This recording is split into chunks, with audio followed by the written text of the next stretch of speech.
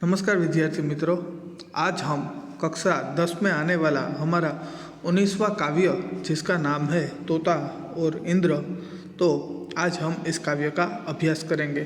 तो इस काव्य का लेखक है नरेंद्र मालवीय। नरेंद्र मालवीय हिंदी साहित्य के बहुमुखी प्रतिभाशाली साहित्यकार है। इन्होंने हिंदी साहित्य में बहुत बड़ा योगदान दिया है। हिंदी साहित्य में निबंध, कहानी, एकांकी एवं कविता में अपना योगदान दिया है।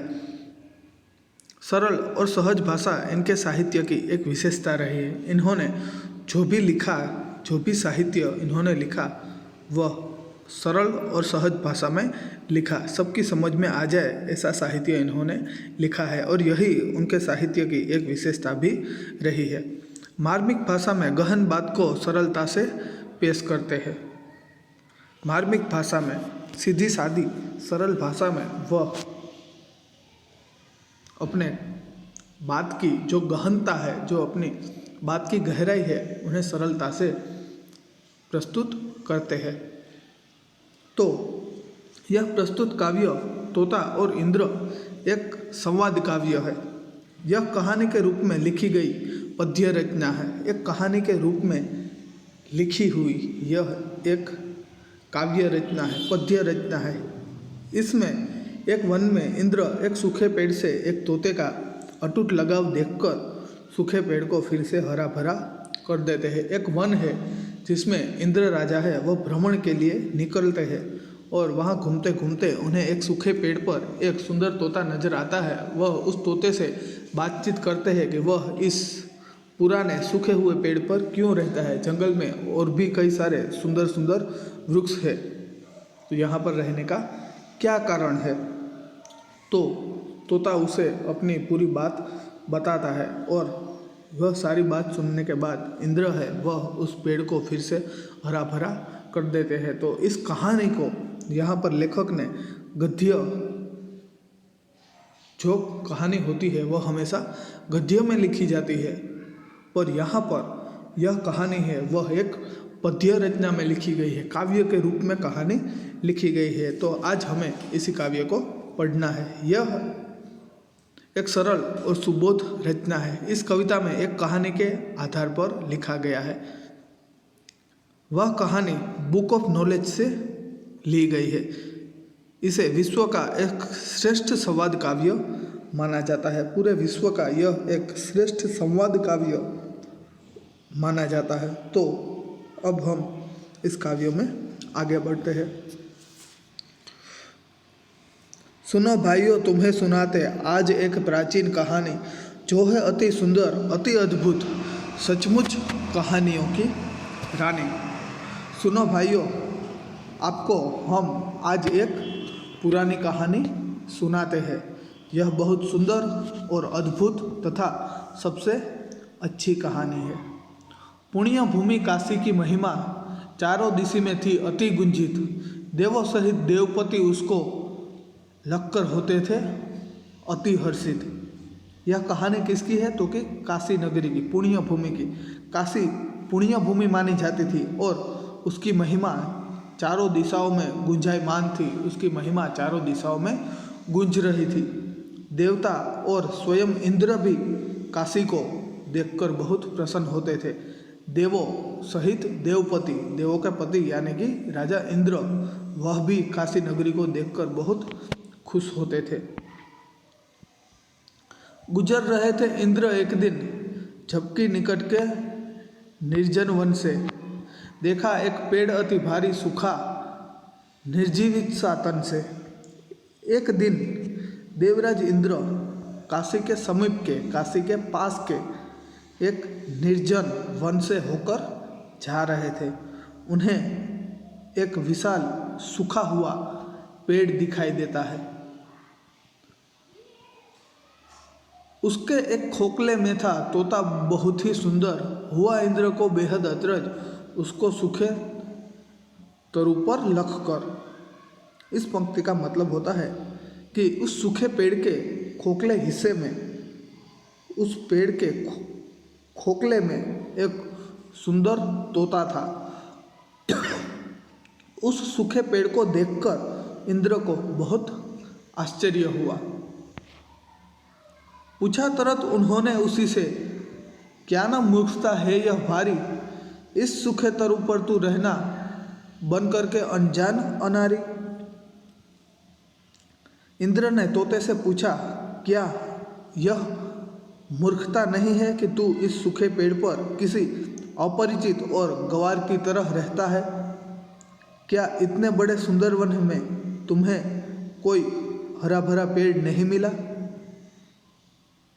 यह तो मूर्खता है कि तू यह सूखे पेड़ पर एक अनजान, एक अनारी यानी कि गंवार की तरह रहता है। हरा भरा तरु कहाँ नहीं है? क्या यह विस्तृत सुंदर वन में भला यही रहने में तुझे सोचा है क्या हित निज मन में? तू इस सूखे पेड़ पर एक अपरिचित और गंवार की तरह रहता है। क्या इतने बड़े वन में तुम्हें कोई हरा भरा पेड़ नहीं मिला? इस सूखे पेड़ पर रहने में तुम्हें अपने मन में कौन सा लाभ दिखाई देता है? तू इस सूखे पेड़ पर क्यों रहता है? तोता बोला, महाराज, यह तरु पहले था बेहद सुंदर, सारे वन में एकमात्र था सबसे अच्छा, सबसे मनहर। तोते ने इंद्र से कहा, महाराज, यह पेड़ सारे वन में अपनी किस्म का अलग सबसे अच्छा, सबसे सुंदर और मन को मोह लेने वाला था। एक जमाने में यह पेड़ बहुत ही सुंदर था। जैसा था यह सबसे सुंदर, वैसा ही था यह बलशाली। यही था इस वन की शोभा, भाग्यवान, अति गौरवशाली। सुंदरता के साथ साथ यह बहुत ताकतवर भी था। तब इस वन की शोभा इसी पेड़ से थी। पूरे वन की शोभा तब इसी पेड़ से थी।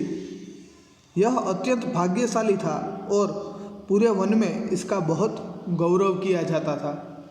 यह पेड़ बहुत सुंदर भी था और बहुत बलवान भी था और उस जमाने में तब यह पेड़ इस वन की शोभा था। यह पेड़ भाग्यशाली भी था और पूरा वन इसका गौरव करता था। चिड़िया, तोते, कोयल, मैना, सबको ही यह अति प्यारा था। महाराज, यही कुरूप तरु शोभा में सबसे न्यारा था। यह पेड़ तरह तरह की चिड़िया, कोयल और मैना सबको बहुत प्रिय था। इन सबका इसी पेड़ पर बसेरा था। वह सभी पक्षी इसी पेड़ पर रहते थे। महाराज, आज यह पेड़ बदसूरत दिखाई दे रहा है, पर पहले इसकी शोभा न्यारी थी। यह बहुत ज़्यादा सुंदर था। आज यह बहुत कुरूप, सूखा हुआ दिखाई दे रहा यह पेड़ पहले बहुत निराला था, पहले बहुत सुंदर था। अतः मुझे प्राणों से भी प्यारी है इसकी डाली डाली, इसकी मोदमयी छाया में मैंने था निज होश संभाला। इसी कारण मेरा जन्म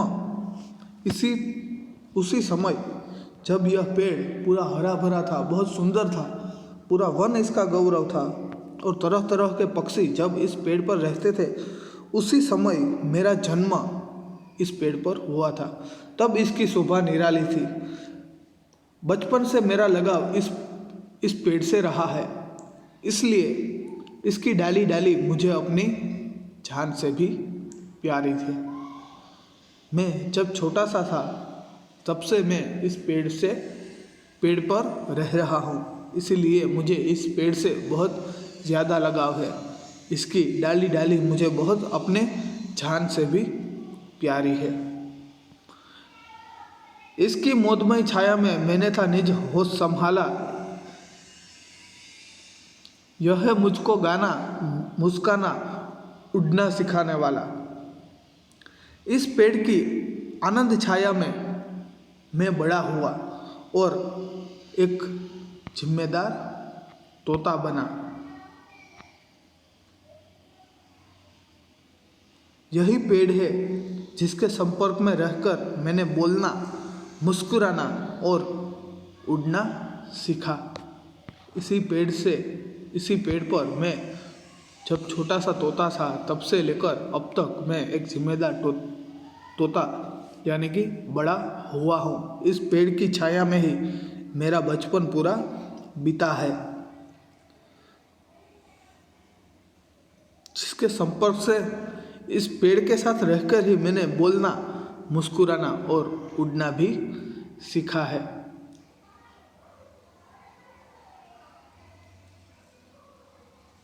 यह है मुझको गाना, मुस्कुराना, उड़ना सिखलाने वाला। बचपन से लेकर के अब तक इसने दी मुझको छाया, मैंने हरदम इसको ही सुख दुख का सच्चा साथी पाया। बचपन से लेकर आज तक इस पेड़ ने मुझे छाया दी। यही पेड़ बचपन से लेकर अब तक मुझे शीतल छाया देता आया है। मेरे सुख दुख में यह सदा मेरे काम आया है। मुझ पर चाहे कोई भी मुसीबत आए, पर इस पेड़ ने हमेशा मेरा साथ दिया है। किंतु कुछ दिनों पहले आया वन में एक शिकारी, उसके विष से बुझे बाण ने इस पर ढा दी आफत भारी। परंतु कुछ दिनों पहले वन में एक शिकारी क्या आया, उसने अपने विष से बुझे बाण से इस पेड़ पर ऐसा प्रहार किया कि इस पेड़ पर आफत आ गई। एक दिन इस जंगल में एक शिकारी आया, जिसके विषेले बाणों से, विष એટલે ગુજરાતીમાં કહીએ તો ઝેર, તેના ઝેરીલા बाणों थी। एक दिन इस जंगल में एक शिकारी आया, उसने अपने विष से भरे हुए बाणों से इस पेड़ पर प्रहार किया और इस पेड़ पर आफत आ गई। उसी विष के कारण यह पेड़ सूख रहा है। विष के कारण सूख रहा है, तब से यह तरुवर दिन प्रतिदिन, अब तो इसके साथ ही मेरा भी होगा अंतिम क्षण। उसी विष से, उसी जहर से यह पेड़ दिन प्रतिदिन सूखता जा रहा है। अब तो ऐसा लगता है कि इसके साथ साथ मेरा भी अंतिम समय आ जाएगा। इस पेड़ के साथ मेरी भी मृत्यु हो जाएगी। बचपन के साथी को तजकर भला कहीं मैं जा सकता हूँ? यदि जाऊँ भी तो क्या सुख संतोष शांति में पा सकता हूँ? इस पेड़ से मेरा बचपन से साथ रहा है। अब इसके बुरे दिनों में जब यह पेड़ सूख रहा है, इसे छोड़कर मैं कहाँ जा सकता हूँ? यदि कहीं चला भी जाऊँ तो मुझे यहाँ जैसा सुख संतोष और शांति नहीं मिल सकती। इस पेड़ के साथ मैं बचपन से रहा हूँ, इसके अंतिम क्षणों में मैं इसे कैसे छोड़कर जा सकता हूँ? और अगर मैं कहीं और भी चला जाऊँ तो मुझे यहाँ के जैसी सुख शांति और संतोष कहीं और नहीं मिल सकता। इससे अच्छा है मैं इसके दुख में थोड़ा हाथ बटाऊं और अंत में सुख से इसके संग संग मैं भी मर जाऊं। इससे तो अच्छा यह होगा कि मैं इसके दुख में इसका सहभागी बनूं, इसके दुख में मैं इसका साथी बनूं और अंत में इसके साथ मैं भी मर जाऊं। अंत में इसके साथ मेरी भी मृत्यु हो जाए। दंग रह गए इंद्रदेव तोते की यह सब बातें सुनकर। फिर तोते से बोले वे तुरंत अत्यधिक हर्षित होकर। तोते की भाव भरी, दुख भरी यह सारी बातें सुनकर इंद्रदेव दंग रह गए, आश्चर्यचकित रह गए। इसके बाद वे प्रसन्न हुए और उन्होंने तोते से कहा, मैं प्रसन्न हूँ तुमसे पंछी, सुफल हुआ है तेरा जीवन। मांग तुरंत वर कोई मुझसे, पूर्ण करूँगा मैं इस ही क्षण। इंद्रदेव तोते से कहते हैं, हे पंछी, मैं तुमसे बहुत प्रसन्न हूँ। अब तुम्हारा जीवन सफल हो गया है।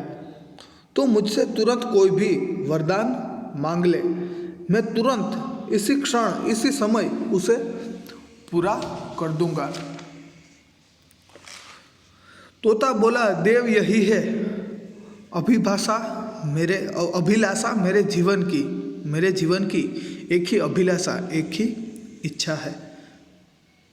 तोता बोला, देव यही है अभिलाषा मेरे जीवन की, हरा भरा कर दे यह तरुवर, जो है शोभा सारे वन की।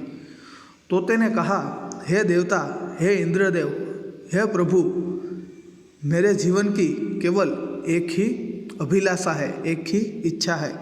यह पेड़ सारे वन की शोभा रहा है, पर अब यह सूख रहा है। कृपा करके आप इसे फिर से हरा भरा कर दीजिए। कहा इंद्र ने, एवं मस्तु, और तरु ने फिर नवजीवन पाया। शोभा नई निराली सुंदरता लेकर वह फिर लहराया। तोता ने यह मांग लिया कि यह पेड़ फिर से हरा भरा हो जाए, तो इंद्र उसे एवं मस्तु यानी कि तथास्तु कहकर उसे वरदान दे देते हैं और पेड़ में फिर से नया जीवन आ जाता है। जो सूखा हुआ पेड़ है वह फिर से हरा भरा हो जाता है। इसमें नई निराली सुंदरता आ गई और वह फिर लहराने लगा। હવે ગુજરાતીમાં જો આપણે આનો અનુવાદ કરીએ તો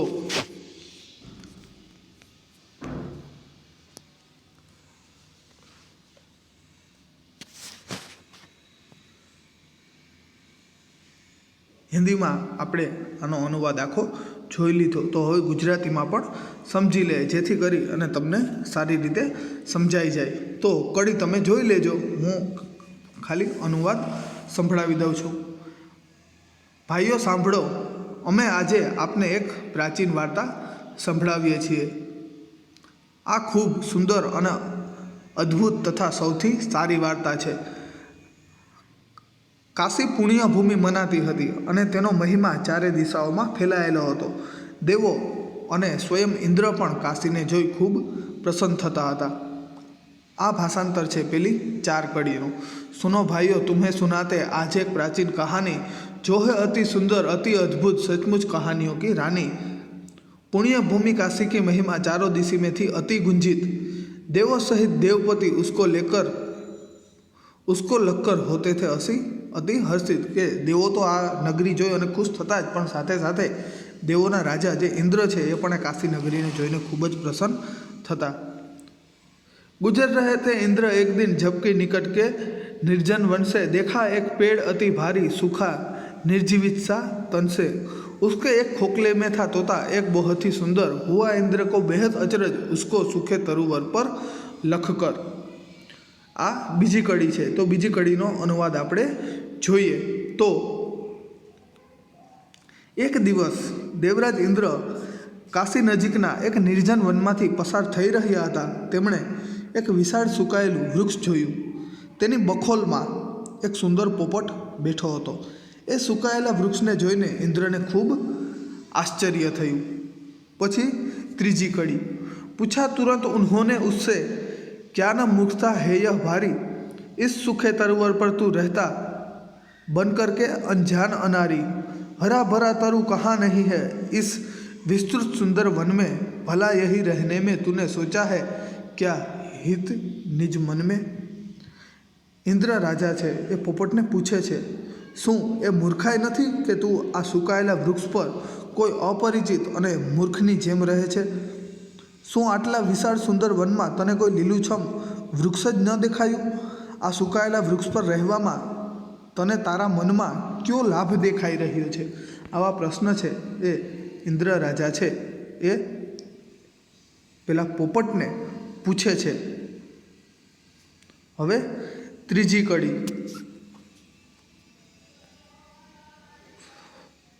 तोता बोला, महाराज यह तरु पहले था बेहद सुंदर, सारे वन में एकमात्र था, सबसे अच्छा, सबसे मनहर। जैसा था यह सबसे सुंदर, वैसा ही था यह बलशाली। यही था इस वन की शोभा, भगवान अति भाग्यवान, अति गौरवशाली। पोपटे इंद्र ने कह્યું, महाराज आ वृक्ष आखा वन में પોતાના પ્રકારનું સૌથી અલગ, સૌથી સારું, સૌથી સુંદર અને મનને મોહી લેનારું હતું। સુંદર હોવા ઉપરાંત એ ખૂબ મજબૂત પણ હતું। ત્યારે આ વનની શોભા આ વૃક્ષને લીધે જ હતી। આ ખૂબ ભાગ્યશાળી હતું અને સમગ્ર વનમાં તેનું બહુ સન્માન થતું હતું। चिड़िया तोते कोयल मैना सबको ही यह अति प्यारा था। महाराज यह ही कुरूप तरु शोभा में सबसे न्यारा था। मैं जन्मा हूँ इस पर जब इसकी शोभा थी नई निराली, अतः मुझे प्राणों से भी प्यारी है इसकी डाली डाली। आ वृक्ष भात भातनी चकलीओ, पोपट, कोयल, मैना सौનું ખૂબ પ્રિય હતું।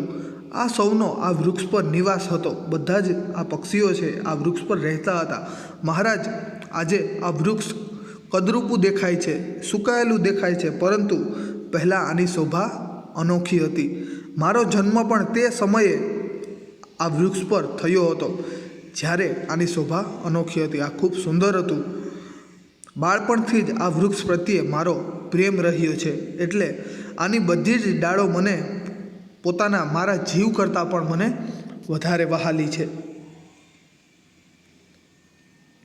इसकी मोदमयी छाया में मैंने था निज होश संभाला, यह है मुझको गाना मुस्काना उड़ना सिखाने वाला।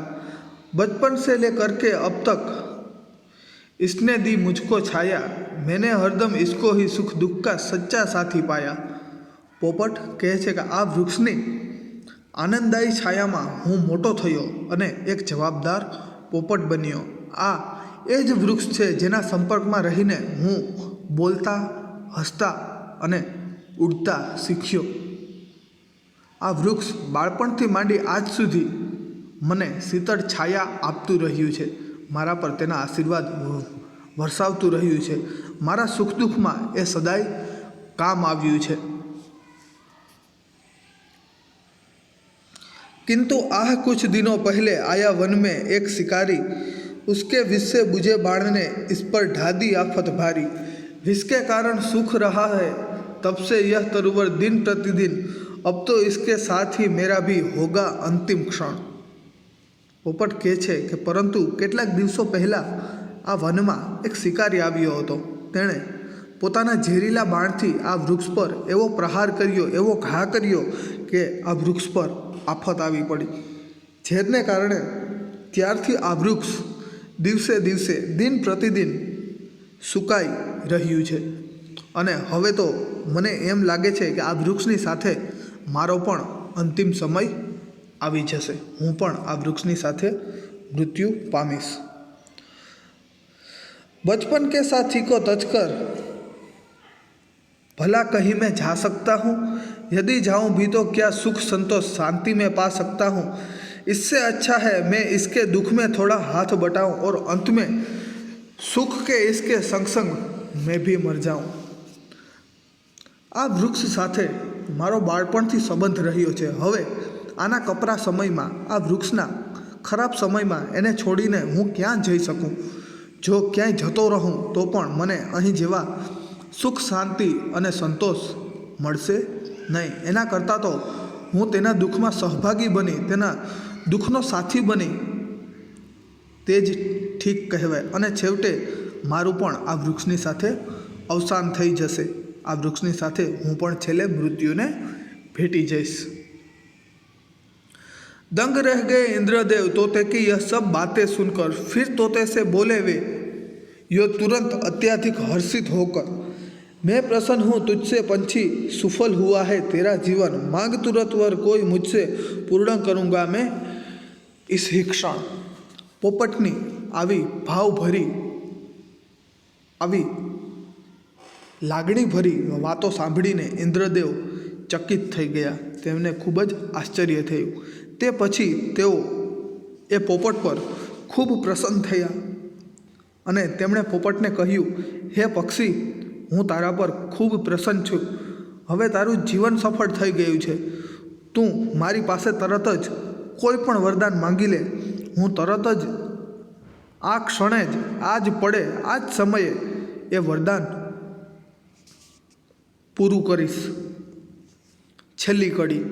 तोता बोला, देव यही है अभिलाषा मेरे जीवन की, हरा भरा कर दे यह तरुवर जो है शोभा सारे वन की।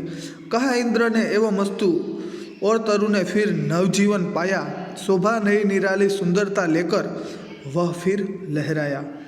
जेवू इंद्रदेवे पोपटने वरदान मागवानुं कह्युं ए साथे ज पोपट कहे छे कि हे देव, हे प्रभु, મારા જીવનની ફક્ત એક જ ઈચ્છા છે, એક જ અભિલાષા છે. આ વૃક્ષ સમગ્ર વનની શોભા રહ્યું છે, પરંતુ અત્યારે તે સુકાઈ રહ્યું છે. કૃપા કરી આપ તેને પહેલાં જેવું લીલુંછમ બનાવી દો. ઇન્દ્રે કહ્યું, એવમસ્તુ એટલે કે તથાસ્તુ. અને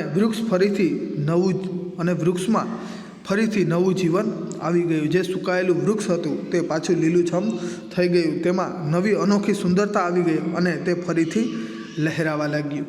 તો અહીંયા આ આપણું કાવ્ય છે એ પૂર્ણ થાય છે. આ કાવ્યની જેમ ગુજરાતીમાં પણ એક કાવ્ય આવતું કે ઉડી જાઓ પંખી પાંખોવાળા.